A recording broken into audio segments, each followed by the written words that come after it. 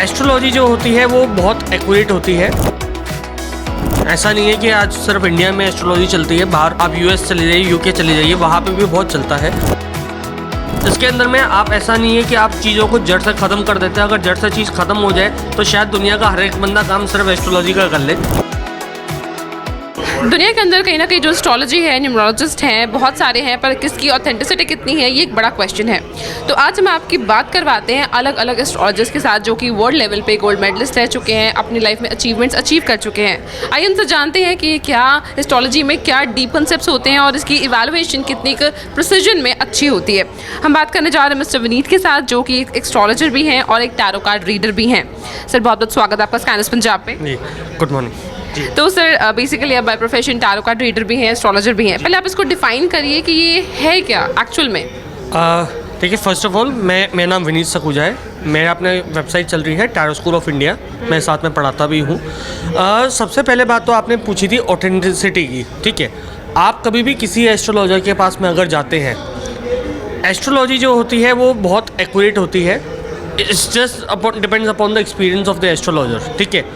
आप उसके बाद जाइए, अपनी बर्थ डिटेल्स दीजिए, वो आपके कुछ इवेंट्स को रादर देन सिर्फ फ्यूचर के पूछने के बजाय आप साथ में कुछ पास्ट की भी वो अगर आपको प्रिडिक्ट करता है तो आपको अपने पता चलेगा कि कितना ये एक्यूरेट है, ठीक है।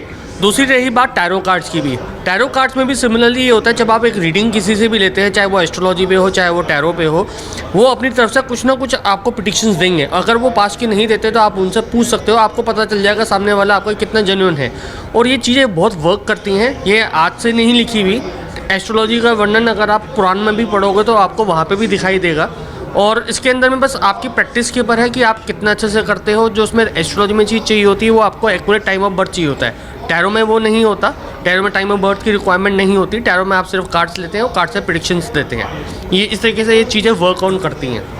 अगर हम बात करें लाइफस्टाइल की, आजकल की जो स्पेशली यूथ यंग जनरेशन है वो इन चीज़ों में बिलीव कम करती है, पर क्योंकि अब एडवांसमेंट में है, इतने बड़े इवेंट्स ऑर्गेनाइज हो रहे हैं, तो उसके बारे में आप क्या कहना चाहोगे कि इसमें कितनी सच्चाई है और लोगों को एक्सेप्ट करना चाहिए, तो क्यों करना चाहिए? लोग पहली बात इसको एक्सेप्ट करते हैं। ऐसा नहीं है कि आज सिर्फ इंडिया में एस्ट्रोलॉजी चलती है, बाहर आप यूएस चले जाइए, यूके चले जाइए, वहाँ पे भी बहुत चलता है। इसके अंदर में जो आप इसके अंदर में पूछ रहे हैं और लोगों का फेथ का, ये बेसिकली एक मार्गदर्शन के लिए बना हुआ है कि जैसे आज की तारीख में हम लोग जीपीएस यूज़ करते हैं, यार कोई रूट पे हमने कहीं जाना है तो हम जीपीएस मोबाइल में खोल देते हैं और हम चेकआउट कर लेते हैं। सिमिलरली एस्ट्रो हो या टैरो हो या कोई भी और अदर फॉर्म हो साइंस का जो कि इस चीज़ को बताता है, ये basically this is meant for the guidance. इसके अंदर में आप ऐसा नहीं है कि आप चीज़ों को जड़ से ख़त्म कर देते हैं। अगर जड़ से चीज़ ख़त्म हो जाए तो शायद दुनिया का हर एक बंदा काम सिर्फ एस्ट्रोलॉजी का कर ले। बट इसके अंदर में ये ज़रूर होता है कि आप इसके अंदर में एटलीस्ट ये तो जान सकते हैं कि हाँ यार ये मेरे लिए ठीक है, ये नहीं है, और I should follow this path और not, and which is the best guidance for मी।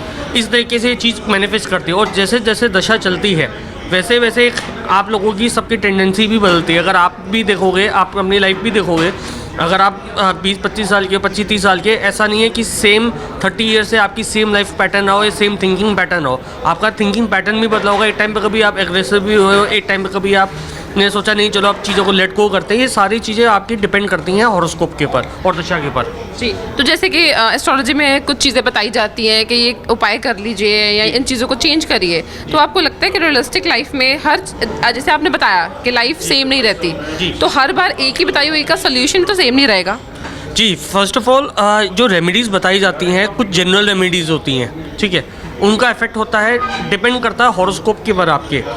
एक हॉरोस्कोप की भी एक लिमिटेशन है, एक रेमेडी की भी एक लिमिटेशन है। अगर कोई पर्सनल रीडिंग के पर रेमेडी दी जाती है, उसका इम्पैक्ट होने का चांस थोड़ा सा ज़्यादा रहता है, जनरल उपाय का चांस थोड़ा सा कम रहता है। ये चीज़ होती है। ठीक है, thank you sir, thank you so much. So हमने बात करी मिस्टर विनीत के साथ, जो कि एस्ट्रोलॉजर और टैरो कार्ड रीडर हैं। उन्होंने बताया कि हर एक जो रेमेडी होती है, सोल्यूशन दिया जाता है, वो सोल्यूशन एक फिक्स टाइम पीरियड के लिए होता है। डिपेंड करता है कि आप किससे करवा रहे हैं, रीडिंग सही पर्सन कर रहा है कि नहीं कर रहा। तो अगर आपने करवानी भी हो तो सोच समझ के करवाइए, सही एस्ट्रोलॉजर का यूज़ करिए, उनसे कंटैक्ट करिए। कैमरा पर्सन जसप्रीत के साथ scanners Punjab Shivani. Miyan Murad Ali A to Z हर समस्या का समाधान घर बैठे गारंटेड करवाओ। मेहनत मेरी रहमत खुदा दी, रब दे घर देर है पर हनेर नहीं। ਫ੍ਰੀ ਸੇਵਾ ਫ੍ਰੀ ਸਲਾਹ। ਨਿਰਾਸ਼ ਕਿਉਂ? ਸਮੱਸਿਆ ਜਿਵੇਂ ਲਵ ਮੈਰਿਜ, ਪਤੀ ਪਤਨੀ ਦੇ ਵਿੱਚ ਅਣਬਣ, ਵਸ਼ੀਕਰਨ, ਮਨ ਚਾਹਿਆ ਇਸਤਰੀ ਪੁਰਸ਼ ਹੁਣ ਹਾਸਲ ਕਰੋ। ਪ੍ਰੇਮੀ ਪ੍ਰੇਮਿਕਾ ਨੂੰ ਮਨਾਉਣਾ, ਸੌਤਨ ਦੁਸ਼ਮਣ ਤੋਂ ਛੁਟਕਾਰਾ, ਹਰ ਸਮੱਸਿਆ ਦਾ ਸਮਾਧਾਨ ਗਰੰਟਿਡ। ਸਟਾਂਪ ਪੇਪਰ ਤੇ ਲਿਖ ਕੇ ਲੋ। ਪਰੇਸ਼ਾਨੀ ਦਾ ਹੱਲ ਸੋਚਣ ਨਾਲ ਨਹੀਂ, ਸੰਪਰਕ ਕਰਨ ਨਾਲ ਹੋਵੇਗਾ। 98782 46665, 98417 18786। ਹਰ ਖਬਰ ਦੀ ਤਾਜ਼ਾ ਅਪਡੇਟ ਦੇ ਲਈ ਸਾਡੇ YouTube ਚੈਨਲ ਨੂੰ ਸਬਸਕ੍ਰਾਈਬ ਕਰੋ, Facebook ਚੈਨਲ ਨੂੰ ਲਾਈਕ ਅਤੇ ਸ਼ੇਅਰ ਕਰੋ।